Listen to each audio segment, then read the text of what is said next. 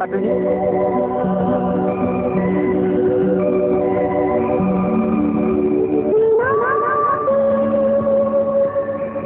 उषा जी, actually Usha जी नहीं, उषा जी। मैं आपको स्वागत करता हूँ आलाप में। और उषा जी, फिर से मैंने उषा जी कहा, एक्चुअली उषा जी आपके लिए ये गामूसा। बहुत बहुत थैंक यू। और मुझे पता चला है, आपने ही कहा था मुझे एक बार कि आप जब बचपन में आप घर में, मतलब आपकी पिताजी माताजी ने आपको उखा उखा कहकर बुलाती थी। जी हाँ, मेरे पिताजी मुझे उखा बोलते थे। हाँ। वो क्यों अभी तक मालूम नहीं। मैं सिर्फ 4-5 साल की थी, लेकिन तब से मुझे काफी दिन तक सब उखा बोलते थे। हाँ। इसका क्या मीनिंग है मालूम नहीं। और आशा जी का नाम कामाख्या रखा था। हाँ। वो भी क्यों, ये अभी तक समझ में नहीं आया। आशा जी का असली नाम कामाख्या है। हाँ। मतलब बचपन से ही आप रिलेट कर रही है नॉर्थ ईस्ट में जी। और एक उसमें एक बात है कि आपकी फ्रेंड नंदा, अभिनेत्री नंदा। हाँ। तो नंदा के साथ आपका बचपन का काफी टाइम गुजरा जी है। हाँ, मुझसे छोटी है वो। हाँ। तो उसी टाइम आपने सीखे थे मणिपुरी सीखा था मैंने। हाँ। तो वो थोड़ा सा हमारे व्यूअर्स नहीं, वो नंदा सीखती थी, उसकी बड़ी बहन मीना सीखती थी। तो वो देखते, मैं छोटी थी, नंदा से बड़ी और मीना से छोटी। उसकी बड़ी बहन का नाम मीना था। तो वो सीखते थे, तो इसलिए मैंने कहा मैं भी सीखूंगी। तब साथ में काम करती थी दीदी उनके साथ में, विनायक राव के पास। तो उनका घर का एटमॉस्फेयर देख के मुझे लगा मुझे भी सीखना चाहिए। थोड़ा सीखा मैंने, ज्यादा नहीं सीखा, क्योंकि मेरा गाने की तरफ और पेंटिंग की तरफ ज्यादा ध्यान था। वो मिक्सअप हो जाता है, बहुत सारी कलाएं एक साथ नहीं करनी चाहिए, तो किसी को न्याय नहीं दे सकते हैं।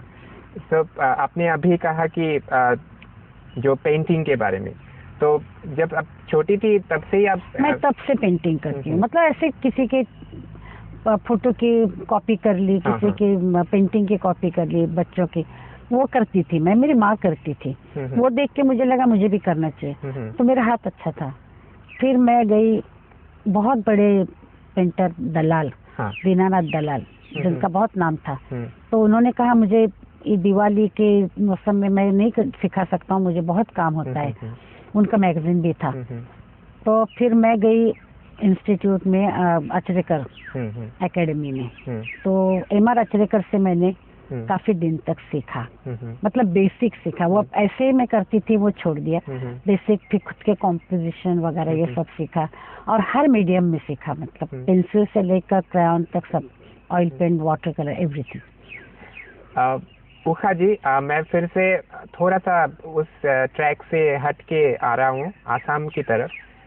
बहुत दिनों के बाद, आई थिंक लास्ट 2008 के 28 अगस्त को आप नौगांव आए थे। हाँ। नेक्स्ट फिर आज आप जोरहाट पे है जी। तो कैसा महसूस कर रहे हैं आप? आसाम आके आपको कैसा लगता है? आसाम आके मुझे ऐसा लगता ही नहीं कि मैं महाराष्ट्र के बाहर गई हूँ। वो एटमॉस्फेयर सेम है, एक जैसा ही है। जैसे कोकण में झाड़ होते हैं, ये सुपारी के, नारियल के, वो सब केली के झाड़ वैसे ही हैं। खेती भी चावल की होती है। उस पूरा देखिए। और यहाँ मुझे एक अच्छा लगता है कि बहुत दूर दूर तक आप खाली जमीन देख सकते हैं, जिसमें घर नहीं है, बड़ी बड़ी बिल्डिंगें नहीं है, तो वो, और बहुत भीड़ नहीं है रास्ते पे, तो अच्छा लगता है। शांत, पुराना इंडिया लगता है मुझे। और मुझे ये भी पता है कि यहाँ के जो खान पान है उससे भी आप काफी रुचि रखते हैं कि? हाँ जी, मुझे पसंद है बहुत। जो वो आसाम की वो होता है ना, नींबू जी। तामुल पान। तामुल पान, और ये पूरे अपने जैसा ही है। मतलब लगता ही नहीं, खाली भाषा छोड़े तो ऐसे लगता है कि मैं अपने महाराष्ट्र में, कोकण में कहीं हूँ। उषा जी, जो आसाम की बातें हमने छेड़ी हैं अभी, और अगर थोड़ा सा, मतलब 2 लाइन हमारे व्यूअर्स के लिए आप अगर गुनगुना दीजिए तो बहुत अच्छा लगेगा। वो गाना, सिना की मोर मानो। उसके बोल कहाँ आते हैं मुझे? नहीं, तो ऐसे ही उषा जी सिर्फ 2 लाइन। सीना की मोर मानो, तुम्हार बाबे जन्म लोभिसु,